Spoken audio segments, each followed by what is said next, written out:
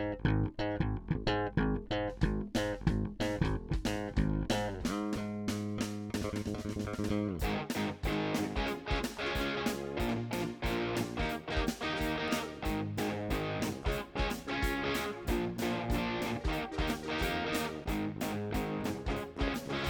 hello and welcome to another episode of Undercooled. Today we've got a great guest. We've got Loulou Batta, who is a very recent PhD graduate of our Material Science and Engineering department. Loulou has been very involved at the graduate student level in our department. She was the president of the UMC, the I forgot what that stands for. Grad Student Council. GSC. GSC, Yep. Okay. And she was very active in the most recent strike that went on, and we'll hear about that. She came and talked to us at a faculty retreat and gave us a lot of guidance. And frankly, I think it's guidance that should be shared with the entire materials community. And that's some of the reasons we're having her in here. She's also a great singer and has a band and plays at our Christmas parties. So we can talk about that too. So welcome, Loulou, and why don't you tell us a little bit about how you became a material scientist and what made you want to go to graduate school? Well, yeah, thanks for having me. I'm going to start with the graduate school question because both of my parents came to the United States in the 80s from Cameroon, and they were very intent on making sure we have an education. And during their time in the United States, they actually were able to get master's degrees. So it was really big for us to be more educated than they were, since we had more opportunities than they did growing up. But I thought I was going to be a medical doctor. I thought I was going to do obstetrics. That was my whole plan growing up. I went to North Carolina State University, majored in chemistry, and still was dead set on this plan of doing obstetrics until about my sophomore year, when I realized I wasn't cut out for being a doctor. And then came like a really long journey of figuring out what it was that I wanted to do. I liked chemistry, but I wanted to do something more applied, less abstract, and then also something that had, I think, more applicable outcomes than what I was seeing of chemistry research at the time. And I actually graduated during COVID, so it was 2021, and a lot of people I knew were thinking about whether they wanted to go to industry or graduate school. And with the abundance of time that we had indoors, I just started exploring more like research that I was interested in and less about like the program itself. And one of the things I was really interested in was sustainable materials. So that took me to nuclear engineering and to material science. And how I ended up at the University of Michigan was it was one of the better online visit weekends that I was able to go to. The community seemed really interested, but also really relaxed and laid back. And that was kind of what I was looking forward to, since I had a very involved undergraduate experience in a very intense chemistry program. And so I was just excited to be surrounded by people who are interested in their work. And that's what took me to the University of Michigan. That's great. So where did you do your undergraduate work? North Carolina State University. Okay. Yeah. So in Raleigh? In Raleigh, yeah. So it's a little different. Michigan is a little different from North Carolina, but I learned. And I had no idea that your family was from Cameroon. Yeah. And of course, Ferdinand, our faculty member, is from Cameroon. And I even went to a Discover Cameroon event in Lansing. Oh, really? With Ferdinand, his wife, one of his kids, and Liang Chi and his family, and my wife came. Oh, that's super cool. And it was pretty interesting. Yeah, Dr. Pudo and I had a really long discussion about that after my first year, kind of, and going back to like the faculty and grad student interactions. Really cool. Yeah. So, so you went to North Carolina State, and you traded shades of blue to come here. Yeah. It's probably hard. It was easy. Thankfully, NC State is red, so it was a better blue, I think, between Carolina and Duke. Michigan was definitely the better blue, so I'm okay with making that trade. Well, that's good. And so you applied to Michigan, and of course that was probably during COVID, so it was all online visit, which is horrible. But when you got here, did it pan out? Were we as laid back and relaxed as you thought we would be? I always tell incoming first years that there is no experience worse that they could have than what I had my first year. Everything that could have gone wrong went wrong, I would say. So I lived in Munger, and Munger, at the time that I lived there, was a source of a lot of discussion because I No believe windows. yes, and I think UCSB was also creating a dorm like this, and they pushed back, and I was just like, well, if they can put, like, how are we allowed to live here, essentially? But that was an interesting experience. I, caught every virus you could possibly get, like the freshman flu, but for graduate students. You should explain to everybody what the Munger building is. Yes. So that they know. So it was a concept created by a Michigan alum to get students essentially in common rooms and out of their rooms. So the way that they thought that would be best done is by removing windows from all of the rooms. There were windows in the common rooms, big bay windows that were gorgeous, but in each of the individual rooms that students lived in, there were no windows. And so there was probably like 40 rooms on each floor, 7 floors. So that's a lot of students to be living in communal space with no outlet essentially to the real world. And I remember when I moved in, it was such a busy time. When I went to sleep and I woke up, that's when I realized there were no windows because I had no clue what time it was. It was like pitch black, and I think it was like noon by the time that I woke up. So it was really an odd experience, I think. Good for a lot of people, but somebody who's used to the sun and living with the sun, being from the South, it definitely started my graduate experience off a little bit rocky. And then also I wasn't used to the climate or the environment whatsoever. There was fewer trees than what I was used to. It was fewer hills, less, rolling landscapes, less space in general. So I think I was having a hard time adjusting to the environment. And because of COVID, we didn't get a chance to visit. So the first time that you're experiencing this new environment was when you're, forced to live there full time. So that was new and a big adjustment. And I think within the department as well, there was a really big adjustment because graduate school was a haven at the time. There's a lot of funding available and not a lot of jobs in industry. So a lot of people went to graduate school, which was awesome, but I think choosing a lab was really difficult. And that's where a lot of my difficulties began, really, outside of living in Munger. So before we follow up on the research trajectory, let's actually go back to this just sudden experience of living in a new place. Because as much as a lot of programs do for onboarding graduate students, for trying to set them up for success academically, I don't know that a lot of them do much to help students just acclimatize to living in a new place, which may be different from where they've spent their entire life up to that point. So do you have any thoughts about what programs or institutions could do to help new graduate students with getting started? Yeah, I think that visit weekend for the ones that I participated in that were on campus was really important, I think, in framing what living in Ann Arbor was like for future students, because they can actually see the housing accommodations. And one thing that we did for the first couple of years that I was working with GSC is we actually took students around to see what Ann Arbor housing is like so that they could sort of plan around what living in Ann Arbor was like, including showing them Munger, showing them Northwood, which are the apartment complexes for graduate students on the north side of Ann Arbor, but then also showing them what university, like outside of university housing, what it could look like. I think for me, I had a really difficult time because the South in general, there's a lot more construction going on in new housing. So there's a lot more housing accessible for a wider range of prices. There's more parking in general. There's more green spaces.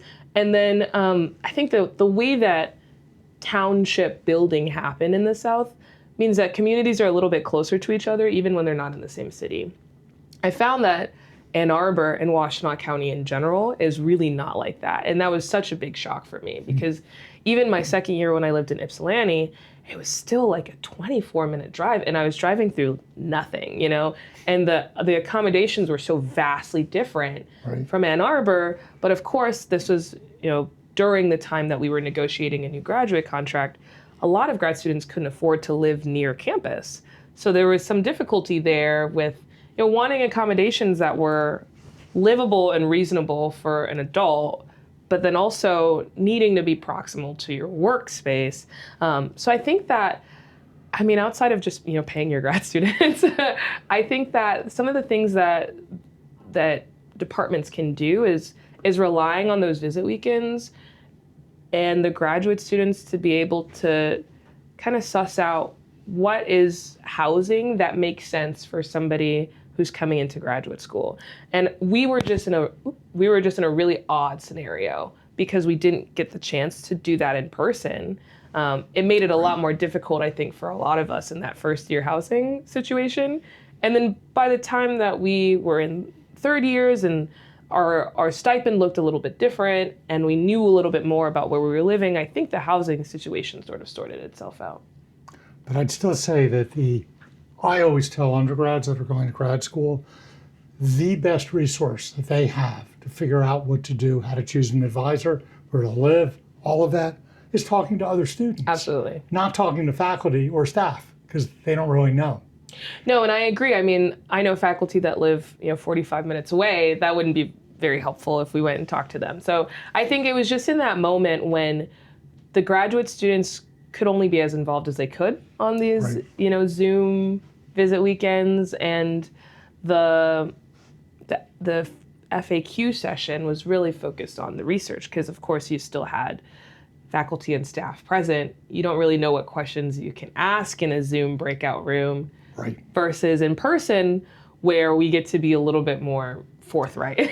Or you go to dinner with a group of people, you go have a drink with a group of people, and you can also get to discover which students are the ones you might trust Right. before you even ask those questions. So yeah, doing it on Zoom is just horrible. And so, I mean, nobody can, you know, bring their laptop and walk you around the north side and be like, this is housing, and this is what it was. That's kind of, yeah, those are things that we got a chance to remedy once we were back in person, I think. Well, that's good. So anyway, the Munger thing, that was horrible. I mean, so Charlie Munger was more than just an alum. He was Warren Buffett's most trusted friend, and he was a multi-billionaire, and he thought he was an architect. Right. But he never really trained as that, and he had these crazy ideas, and so he thought he could maximize volume, space, by using the interior to house people, so the exterior would be where they gathered. And he just forgot about the fact that humans don't want to live like that. Right. We don't live in caves anymore. And then they would come around Munger too, and Oh, he came around. yeah, he would. Oh man, because And- he was like in his 90s, right? Mm-hmm. Yeah, he's dead now. He passed shortly after I lived Yeah. there, yeah. But I thought that was, because we still had COVID restrictions, of course. Yeah. But they would just bring him around Munger, and I could not think that was safe for him. But yeah. Right. Well, speaking of living in caves, I know graduate students tend to spend a lot of time in the lab.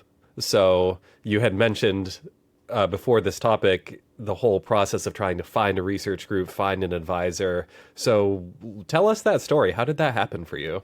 So I came to the University of Michigan thinking I was going to work on more tissue engineering biomaterials work. So a lot of the labs I was interested in were NCRC. But this was, I think that we admit in waves, and this was a big biomaterials wave. So I actually didn't realize the urgency at the time of picking a lab. That wasn't really relayed to us, I think, the same way that it has been relayed in more recent generations of graduate students. So when I came onto campus, I was like, I'm going to focus on getting my feet wet and figuring out where I am and what I need to do. And then come October, which was the deadline that we had set for graduate students to pick a lab, I'll pick a lab. And in that time, my top two choices filled. So then I had to start the process all over again in October. and I interviewed with another lab, and that was a little bit of a frustrating scenario because I'd never experienced this before, where a faculty member asked you to like perform tasks before being in the lab, and that took me out of class. His only meeting time was when I had a mandatory class. So I was missing class to do these tasks, thinking I was going to be in this lab for 3 months, starting in October, and then the last day of classes in December, they were like, no, I'm sorry, I actually can't admit you into the lab. So then the following year I had to start all over again. So by this time, most of my peers have been in the lab since at least October, many of them in August. But in January I had to start all over again. And I was talking with a lab that I thought was interesting, doing interesting research. And then when I submitted before spring break, hey, I'm interested in joining this lab, the department actually came back and was like, I'm sorry, we can't let you join this lab because of, things that we've heard from previous grad students. Oof. And they were like, actually, talk to this grad student and then figure out. So I did, and that pretty much sold it for me that I could not join this research group. So then in March, I had to start all over again, and actually ended up joining a research group and was doing research from April, May, June, but I wasn't really enjoying the research I was doing. And I wasn't enjoying the lab environment. It wasn't really what I wanted it to be. So then, participating in outreach events over the summer where I was talking to high school students and doing materials, science activities with these high school students. I was doing materials and science engineering research with my peers and realizing that I did not like what I was doing. And actually during this whole process, I had considered leaving the University of Michigan around March after getting the third news by that point that I couldn't join the research group I was interested in. I was like, well, maybe it's just not for me. And I was going to apply in that cycle and go to another university and pretty much start over. And I had actually asked a faculty member, I asked Dr. Wenhao Sun to write me a letter of recommendation because I didn't know who else to ask. I didn't have an advisor at that point. And he said something that was really helpful, I think. He said that it'd be pretty much a waste of money of the university if they let me leave. Yeah. So then that changed my mind, but another thing that changed my mind was Visit Weekend. So I was helping with Visit Weekend, and I helped plan it because the first year reps at the time were the ones who were helping plan it. And I was on GSC as a first year rep. And 2 students from my current research group at the time were like, well, just join Dr. Taub's research group. Like, we have a lot of fun. I was like, oh, but he does metals. I don't do metals. Like, I do natural fiber. I do, biomaterials. And he said, no, we have a biomaterials research side, but I didn't want to start the process again. So in March, I was like, oh, not really. But it was in the back of my head. And then come July, I had the same conversation again with the same student. And I realized, at this point, I've tried everything, and it hasn't stuck, so I might as well try it again. And that's when I reached out to Dr. Taub and switched research groups, but it took me almost a full year of being at the university to find the research group that fit, and it really fit. I love the research I'm doing now, and I love my group. But yeah, almost nobody can have as horrible of a year as I had. And that's just the research side. That's not even stuff that was happening in my family and everything. So yeah, it was really rough. Yeah, I always tell students that, and of course every graduate student learns this, like you did, but getting into graduate school is just the first step. Right. Finding an advisor is really a challenging thing because it has to be somebody that you resonate with. It has to be somebody who has money to fund you. It's not a guarantee that you're going to get funding. And so you have to make them. I know so many people who want to go to a school because they want to work with a Nobel Prize winner. Mm-hmm. And they get into the school and they're like, oh, great, I'm done. It's like, no. Everyone who got in wants to work with that Nobel Prize winner. Right. And now you've got to compete again for one spot, or even Nobel Prize winners have limited amounts of money to hire students. And because they're so busy, they often want fewer number of students than other faculty might want who want to get a Nobel Prize. And so it becomes competitive. it becomes challenging because how do you find out whether you're going to resonate with somebody? Again, the best way to do it is when you go on that first visit, if you're in person, talk to students about what it's like working for their advisor. Students are usually very honest about it. And there are faculty who some students can't stand their advisor, and they'll tell you, but they feel trapped, and it's really sad. And I hope we do a better job in the future. I think we've gotten a lot better, Definitely. and but it used to be much worse than it is now everywhere, not just in Michigan. Every school has this problem. But yeah, 1 year, you did well to only have 1 year of bad luck. Because I've seen other students go through 2 or 3 years and then have to start over again. And that's sadly a fact of life, but it has gotten better. I know Rackham and I know other schools across the country do a lot of work with mentoring workshops to try to, faculty aren't taught how to mentor students. Nobody teaches you how to teach either. I mean, we're all hired on the basis of our research skills. And so it's been, I've been here 37 years now, and I've seen a huge improvement in the level of mentoring and the safety nets that have been built for graduate students who do run into problems, whether they're the fault of anyone or not. And so I feel getting you into a great group after a year, that's okay. Well, I think it was, I think the thing that made it the most difficult was because we didn't have an in-person visit weekend. Right. I think a lot of us had no clue what we were getting ourselves into, and also didn't really know the sense of competition in a way. There was a very reduced level of urgency for us as there was for other students to come in and to pick a lab. So I think the students that knew exactly where they wanted to be fit themselves in. And I also think that there is a little bit of disparity, as there always is, between domestic students who have a little bit more of a safety net to take their time and pick, and then international students who don't. Sure. So there was a lot of competition, but I think a lot of students didn't know they were competing at the time. Yes.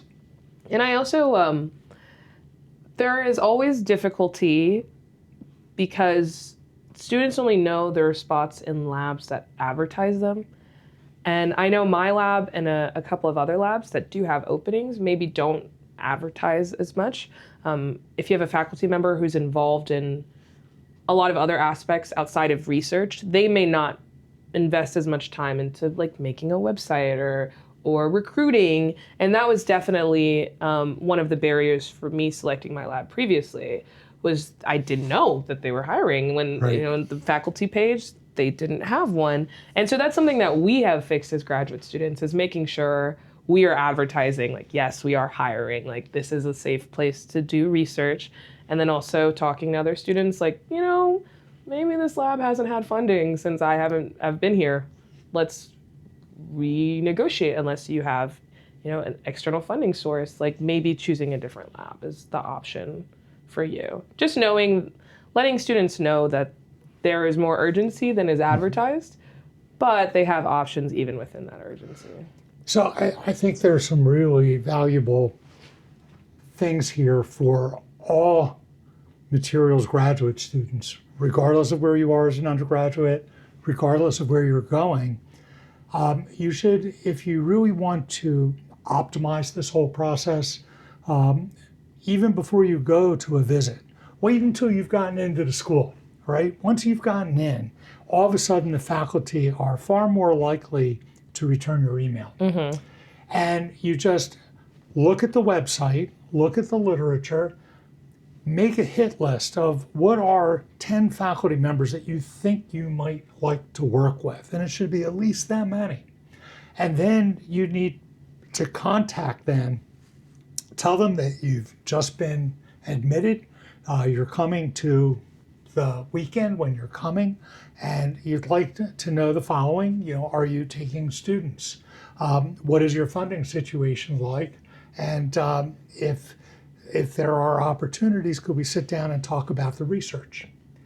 I think if a student makes that step, that's going to really help them accelerate the process. Maybe tell me what you think about that advice. I think those are good first steps. I would always say look up the graduate students because their quality of life is going to tell you maybe as much information as That's the right. faculty. You know, like I think it's really important, of course, funding being the main thing, and that's something that you can get from a faculty member. But if you can find out whether the graduate students look like they're involved, you know, happy, that's really important. Because I think, especially when we talk about involvement in other aspects, maybe in the department or outside, it really comes down to the amount of time that you have, the work-life balance, and then also the encouragement of the faculty member to go do things outside of research. I found that the majority of faculty members in our department do encourage their students to have a life outside of research, but that's not something that you would know from talking to the faculty. They may not necessarily advertise it, or they like to give a statement that says, oh, you know, I always encourage my students to do things. However, if you talk to the graduate student, they'll say they have no time to because they're in the lab from X hours to X hours, right? So talking to grad students is always really helpful, I think. But also their willingness to talk to you will show you whether or not that advisor is somebody for you. I think a lot of students who are happy with their advisors are more than willing to share that. And then students who are not may not want to have that set on record. So you can gain a lot of information just by an email, even outside of the questions that you ask. Right. Absolutely. So how do you think the coursework prepared you to do your research? I would say it didn't. Almost not at all. I do really also, I'll start by explaining a little bit of my research. I work with flax fibers, so we add a nanoparticle, nanocellulose, to the ground as we grow our flax, and then we extract our flax fibers and do tests and make composites on the fibers. So that's the short of it. And of course, coming from chemistry, I had a little bit of a chemistry background. I had taken physical chemistry and in similar classes to thermodynamics and kinetics, but most of chemistry is done in liquid or gases, not in solid states. So the solid aspect of the coursework was new, and that was really interesting. I almost use none of it because the thermodynamics that we're talking about in our research is the transport of water through the stem, which is not a solid material. And we don't model that because we don't work with water. The kinetics that we talk about in my materials is biochemistry, not solid state as well. It's enzymes and hormone signaling. So it almost has nothing to do with the coursework, the required coursework that I've taken. That being said, there are classes that were close, like polymer chemistry was nice to know, behavior of polymers. We do use polymers in our research, but I'd say that material science is so broad and is interdisciplinary, completely interdisciplinary. So it's really hard to capture what is necessary for research in the coursework. And coursework, especially graduate coursework, is driven by faculty interests and faculty willingness to teach diverse coursework. And so I think, if your faculty availability for teaching is limited to certain fields or interests, you're not going to have the range that is necessary for the graduate student research that's being conducted. So a lot of the courses that I needed to take were not housed in the material science and engineering department in order for me to understand. But also a lot of it is driven by the fact that I do ag work almost, agricultural research, and we're not an agricultural university. So I kind of had to rely on previous coursework in order to drive me through my research. But yeah, I would say in general, our coursework is not as robust, I think, for the amount of very, very diversified research interests that the graduate students are participating in. Mm-hmm. Well, that's kind of by design. Right. We try to require what we think is the minimal set of fundamental tools to allow somebody to have a career in material science. So yeah, you are a little bit of an outlier with the kind of research you're doing, but you never know. You're going to end up getting a job one day, whether that's at a university, at an industry, even as a public policy person, who knows? But hopefully these fundamental skills will allow you to look at the world like a material scientist, which is what you've become by taking those courses. Yeah, I would say that that's probably true. One of the things that I would love to challenge faculty in is there are a lot more undergraduate classes, like 300, 400 level undergraduate courses that are robust, but we just don't support the graduate student course load in the same way. I think it goes back to a fundamental idea that classes are not important for graduate school, or they're less important, grades are less important, which is really frustrating because then that decreases our ability to learn fundamental information about our research topic.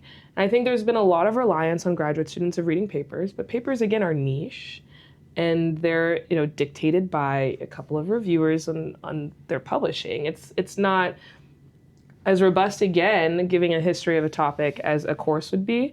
So I'd love to see some of those undergraduate course offerings being offered at the 500 level for graduate students, even if it's a mini seminar or a half semester course, just to give an introduction.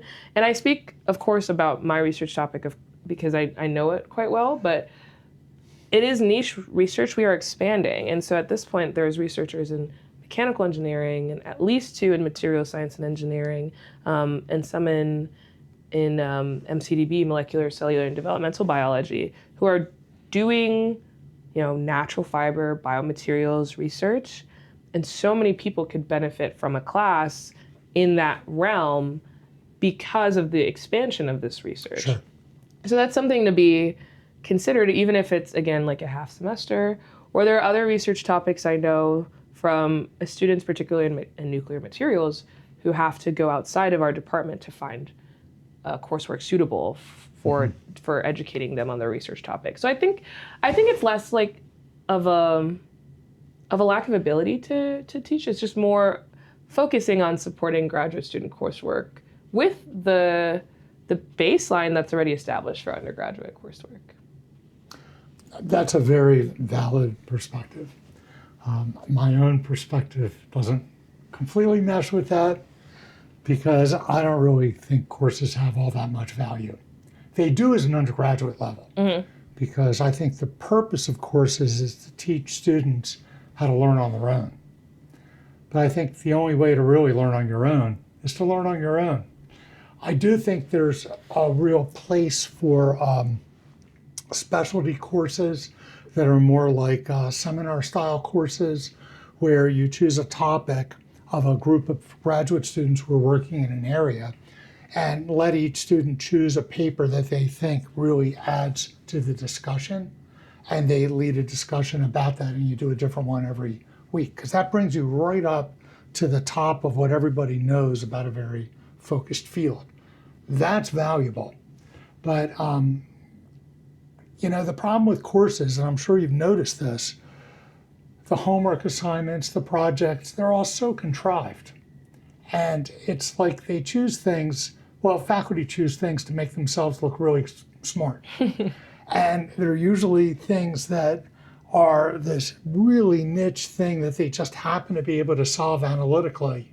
And they leave you with the impression that you can do everything like that. Right. And the reality is you can't. And so if we're teaching our graduate students, giving them a curriculum that's going to allow them to become great researchers and practitioners in the field, I think we need to teach them how to be far more self-reliant and not worry about courses. So I'd like to see fewer courses and more opportunities to actually teach yourself. And, I don't agree there. well, I think a lot of graduate students that I've talked to have been very not enamored, but they've enjoyed the coursework that they have I'm sure they've enjoyed it. and have wanted Yeah. more. I think because of the structure that it provides. Absolutely, I agree with you. And that's why people like it, because it's you're lulled into this belief that you take this structured thing and that you're magically gonna know stuff. Oh, I wouldn't go that far. I mean more like, the structure that you are doing learning at a specific time in a place Right. of learning. And even, having access to books, or even if it is, a paper-based class, which a lot of grad classes are. You're assigned a paper a week, bring your findings. And a lot of the classes in molecular, cellular, and developmental biology are like that in the same way, where it's more open-ended. You're just learning the Right. fundamentals of what you need to know to understand the papers.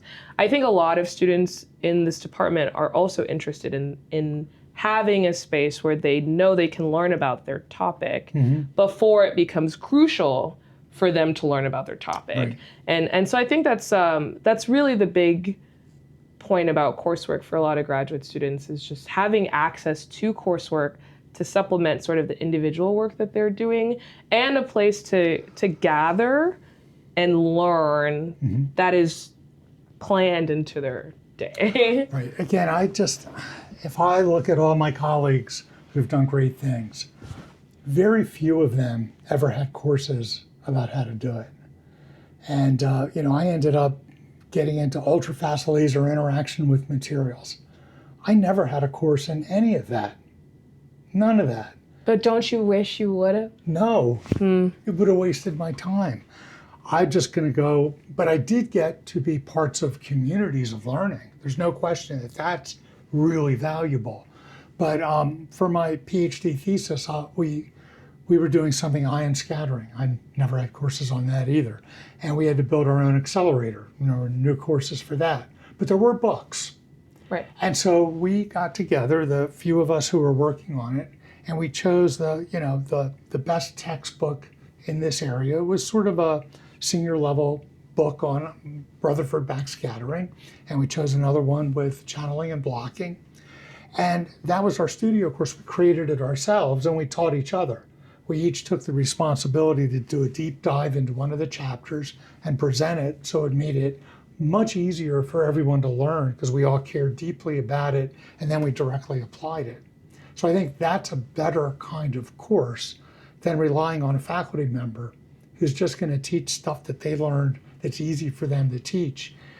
You already said that was one of the problems with the classes. The faculty members teach what they want to teach, and that's not necessarily useful. So I think the solution is not more courses. The solution is better courses that graduate students create on their own and then recruit faculty to help them. And I think that would be a lot better. So these are seminar style courses where everybody's involved with the teaching, because the other thing you learn as a faculty member very quickly is that if you really want to learn a topic, teach it.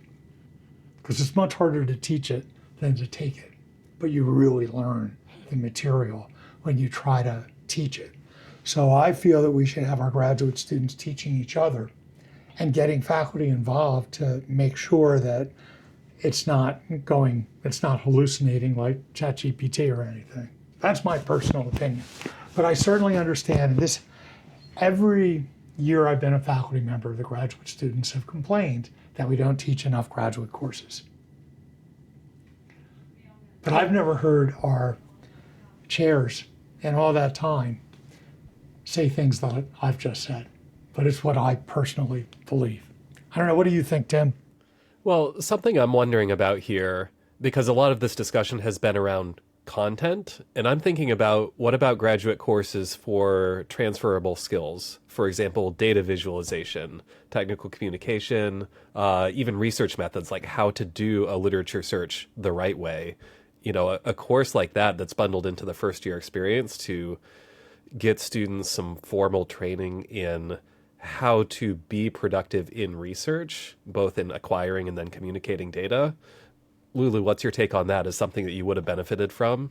Yeah, I think that, the size of our department really limits us in terms of our ability to conduct coursework like that, because taking mechanical engineering as an example, they have a lot of coursework directed towards like math for mechanical engineers or data visualization for mechanical engineers that are 500 level courses that can go into their required coursework for their degree. And in material science, we just don't have access to that. I think that goes back to faculty willingness to teach courses, but then I think also the size of the mechanical engineering department probably have a lot more lecturers and other support faculty that don't do research that can design coursework specific for these challenges.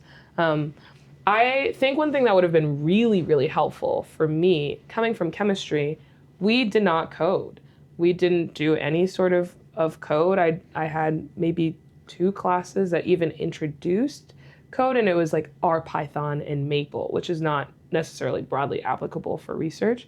So it would have been really, really excellent actually to have an intro level coding class or MATLAB class in the MSc department, or even a COMSOL class, things that are relevant to materials research. That would have probably actually been more useful for me than maybe intro thermodynamics. Not because thermodynamics isn't helpful for material scientists, but because I would have needed to know how to use, MATLAB way more often than I would have needed to know about chemical potential. So I think that, what you're saying, Tim, really is true. It would help a lot if we had more breadth, not just depth in terms of research content or actual materials, but developmental skills that are necessary for researchers, or even just managing, like not home economics necessarily, but like introducing that into some of the first year coursework and balancing both research and courses or classes designed to get you to start doing literature reviews. If our 550 class, which is the intro class for material scientists, typically reserved for material scientists that have not been in MSc undergrad, right. If that included a literature search aspect or journal review aspect, which it currently doesn't, I think that would have been really helpful. Or even like lab notebooks, which I know seems really silly because it's a skill that we should be developing in undergrad, but your graduate lab notebook and your undergraduate lab notebook do not look similar at all. Learning how to keep figures and information that you're going to need in your thesis, so you're not trying to look past every slideshow you've ever made to find figures from 4 years ago, as I had to do. Just like things like that, I think would be really helpful. Yeah, Tim. Yeah, I totally agree with what Tim said. One of my pet peeves is we don't ever teach visual communication. No. And it's really sad. And I tried to do it at the college level in collaboration with the Stamp School of Art and Design. And I co-taught it with Frank Nuno Quarco, who's from Ghana, by the way. And Frank is a graphic artist. He's amazing. And so we were trying to have art students, undergraduate art students, work with graduate engineering students. And the reason for graduate was it's hard to explain what the research is really about unless you're really deep into it. Right. And so it was all about learning how to tell stories to the art students, and then the art students retelling the story with a better graphic. And we tried to do it with a paper someone was working on, a talk they were giving, a poster, they were presenting something for their thesis. So it wasn't busy work. It actually helped. And it was really successful. But why don't we Robert Hovedan has tried to teach a similar course on visual communication. But, you hear me say that our job should be to teach graduate students how to teach themselves and how to be self-reliant. But what are we doing to help them do that? Why don't we teach a course more focused on that and use that content as sort of a carrier for it? But the real focus of the course shouldn't be on these really detailed proofs and derivations that no one's going to ever use. Right. But rather use that as a vehicle to help students learn on their own, or a course teaching students how to create their own studio course or their own thing, and then let them go off and do it. Well, I So think that would be more valuable, I think. But these are ideas that my colleagues will push back on very, very hard because it's far from the status quo that they love. And Tim knows all about that.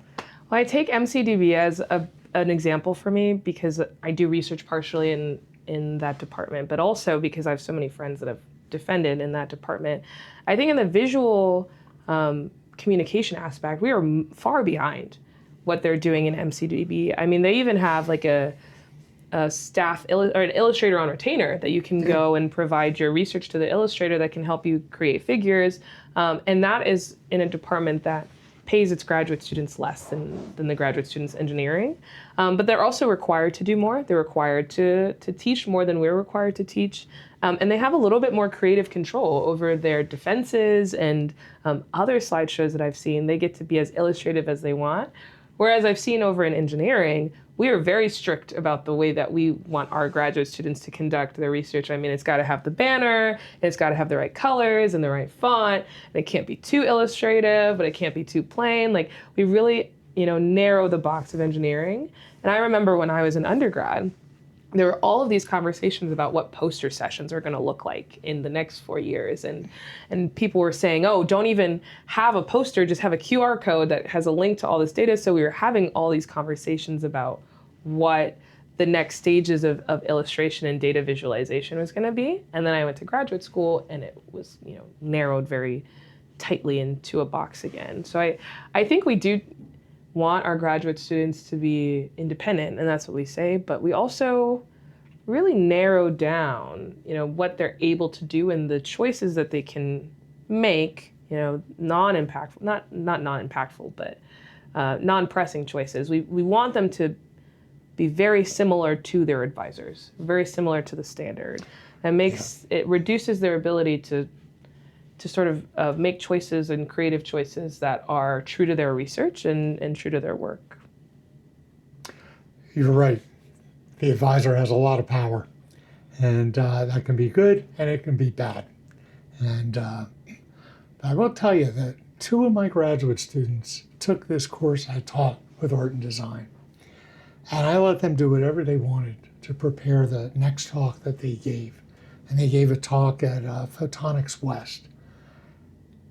And I've never seen a response to my students' talks like I saw. These people came up to me and said, was that your graduate student? And I said, yes. I thought those were faculty members. I was shocked. That was the best presentation I've ever seen. And it wasn't that the content was any different. It was just they presented it without excess. We were prescribing to the Steve Jobs approach to life, which is every drop of ink is precious. Use the minimal amount, minimalism. Because if you're trying to tell a story, the danger of noise masking the story you're trying to tell is tremendous. And when you go to any conference, look at the posters. They're horrible. They have so many words it would take you 2 hours to read the poster carefully. And you're in this giant room with literally thousands of posters. What's the purpose of the poster if it takes 2 hours to read it? No one's going to read it. You need something that'll catch someone's eye, get across the teaser. And then when they stop, you have to be able to tell them your story in 2 minutes or less. But no one teaches you that. Yeah, I mean, it comes back to, there have been times where I have had presentations or posters where I really focus on the figures and have minimal words. I, send it to be reviewed, and then it's add this, and it comes, very wordy landscape. Right. And I think that is generally the trend in engineering, which is to add more everything. Right. And it puts us behind, I think, other departments, but it's also difficult for undergrads or graduate students to change that landscape because they still are at the mercy of the approval of the advisor or the department that prevents them from being able to do so. So we have to send the faculty back to school too. Yeah. And I agree. But I'll tell you, that's what my 2 students did. And I didn't tell them to add in. I actually asked them to take more out. And their story was so clear that it was amazing. They got their interviews were incredible. They got amazing job offers. Nice. It was fantastic. And I wish we could do that for more of our students and get our faculty on board to why that's a better idea so that they don't block it. Yeah, doing the cultural change is so hard. And this is something that I teach our undergraduates a lot, right? Is doing poster design, doing visual storytelling, and really getting them to remove all this stuff from their poster that's getting in the way of the actual communication of the engineering details. And it's just a tough spot for them to be in because they're trying to do something that's different from the accepted norm. And even though it's objectively better, people are like, that's different than what I've seen before. I don't like it. And they're just going to have to keep fighting that battle. Eventually we'll get there. But, we've talked about a lot of these core research presentation skills. But Loulou, now that you're almost at the end of your research trajectory and just about to defend and graduate, are there things that in that second half of your graduate trajectory, the last couple of years, where you're like, oh, this was something that was really impactful or something really beneficial that I would recommend to other graduate students, or something that made your life a lot harder than it needed to be, that you think faculty could have a role in preventing those issues from occurring with other future graduate students? To be honest, I think that the back half of my graduate school experience was made better because I didn't interface with faculty all that much, to be completely honest, besides the faculty on my committee. So I think that was really good for me in the sense that I got to lead the charge of my own research without being swayed in the back half. And that made a very clear vision for what my thesis would look like. So that was really, really beneficial for me. And that is not something that I would have known would have happened until the end. So I think a lot of students choose faculty members that they don't know will be very or not very involved whatsoever. And that is pretty much like 85% of what your research output is going to look like. But thankfully, I had a committee that was very supportive of the choices I've made.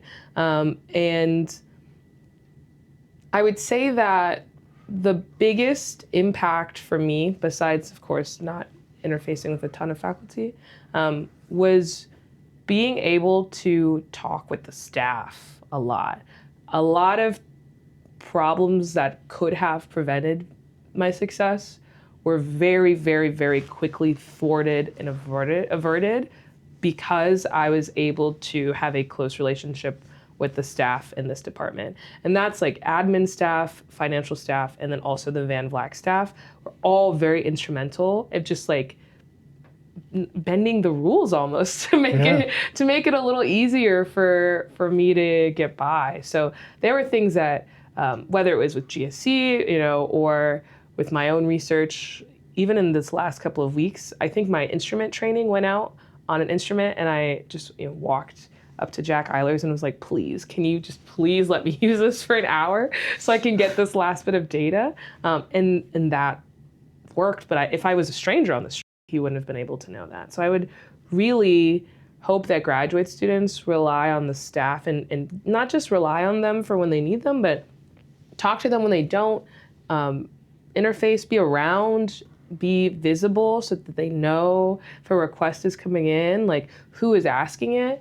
But then also because there are so many silent wars that graduate students are fighting that faculty members will never ask about that a staff member might. And if they know, the battles that you're facing behind the scenes, they might be a little bit more willing to make things happen, slide some paperwork through to get it by. So those were some of the big things. And then of course, like I mentioned earlier, if I would have known to write literally everything I did down, every time I did something, it would have made my thesis writing experience much easier. And thankfully, I wrote enough of what I did down when I did it that it did make it slightly easier for me than it could have been. I had a lab notebook. It was horrible, but I had it. So I had numbers written down that I didn't remember writing down that were really, really beneficial. Or I wrote all my protocols in a Google Doc, so I was able to just copy and paste them for materials and methods because I'm an experimentalist. But if I was a computationalist, maybe I wouldn't have thought about writing those aspects down. And I think it would be awful to try to sort through some code that you wrote, at 22 years old to find something useful for your thesis. So just writing it down, I think is some of the biggest biggest information I can give to make it easier at the end. And then, talking to the staff. That's great. All right, I need to bring you to my class in the fall so you can tell the juniors the importance of the lab notebook because, of course, every year I do, and every year they don't believe me, but maybe you're more relatable than I am. I think if I fell to my knees, they would understand because there's really nothing like trying to remember something that you did in the year 2023 and not being able to find any information on it at all, and it being a big part of your thesis. So write the lab notebook well, write it well. Right. This is great. So the more I talk to you, the more I realize you should probably be a faculty member. Oh no. I have thought about it. I never thought I wanted to stay in academia. I thought I was going to go to industry, especially being disillusioned. I'd say not just the first year, but the first 3 years of the PhD, I was a little disillusioned because, of course, COVID was difficult, and then we had contract negotiations, and I felt like there was a really big rift between each of the groups in the department, the graduate students, the undergrads, the faculty, and the staff.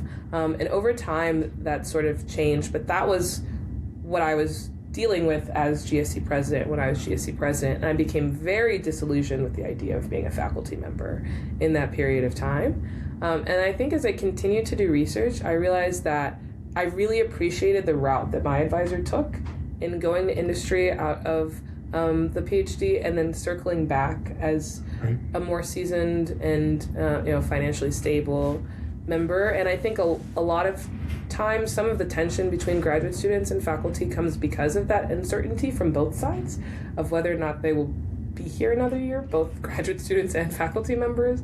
And so I really like the stability that going to industry and then coming back brought. So maybe that will be my route. Maybe eventually I'll circle back around. Well, I'm sure you'll do really, really well no matter what you do. So have you thought much about what you want to do? I have. I've been applying to both industry and postdoctoral research fellow positions. Prefer to do postdoctoral research fellow. I do have an offer from my lab here, so I'll stay on as I'm waiting. I'm up for a fellowship offer in Ireland, but I won't know until all the materials are submitted in September. So a little bit of waiting to do, but I like Ann Arbor summers, so I think it'll be okay to be here for one. Well, one thing I always tell my graduate students if they're contemplating taking a European postdoc, try to find a job here to come back to, because once you're over there, it's much harder to get a job back here. So if that's because it's the distance. Oh, sure. Flying you in, you're at a disadvantage almost immediately. And so, for example, I don't know if this happens in industry. I know in academia, we will hire faculty, and then the faculty will say, can I have 2 years to do a postdoc? And we'll say, sure. Oh, wow. We hold the job. In fact, our newest faculty member, Grace, she wanted to finish her, we hired her a year ago, and she's not going to show up till January 2027. Joanna Marecki Milinchek and Rachel Goldman, both of them got jobs. They went, did postdocs, and then came back. So that happens. And it can also happen in industry, depending on the company. Different companies are different. Little companies won't do that, but big companies might. Yeah, no, I actually hadn't considered that. The book is still completely unwritten for me, right? So the first best offer, I think, will be the choice. I can understand that. So can you tell us a little bit about what went on during the, because you were the GSC president during the contract negotiations. Can you tell that story? Yeah, I think that everybody came into negotiations a little bit hot. And I feel like graduate students really, really had the fire underneath them to negotiate a better contract. I know I was on that side because COVID happened and prices dropped, drastically, and then they rose so sharply.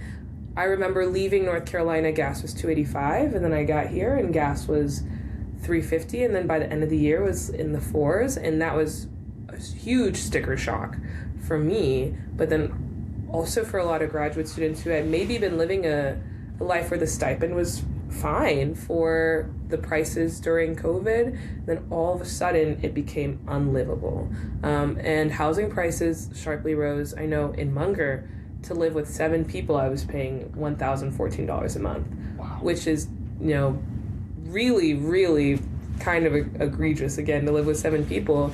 But I was one of the lucky few, because graduate students who are living in apartment complexes could be having 2, 3, or 4 roommates and paying more than what I was paying. Right. So it was really pressing, I think, for graduate students to negotiate a livable contract. But of course, the university was facing some additional challenges, electing a new president at the time, and a president who wanted to be maybe a little bit more sympathetic to the board than to the students. And so we were facing a lot of pushback from the university, and that's when strikes were happening. And I think strikes were difficult for a lot of reasons, especially as a second-year student at the time. We didn't want to cross picket lines, but we also didn't know how we were going to get our livelihood and be able to support ourselves if we didn't do research. I think there were also the concept that in engineering, it really wasn't that bad, remembering that we were striking for students outside of just our department who did face it worse, such as the students in MCDB or and LSA in general, who didn't get paid over summers. So we were striking for them as well, since they could not work and could not get paid over the summer. So I think it was a big moment of solidarity, and it was a huge win, I would say, for the contract, because I could tell a difference immediately in my standard of living between that first and second year and then that third year when the contracts finally settled.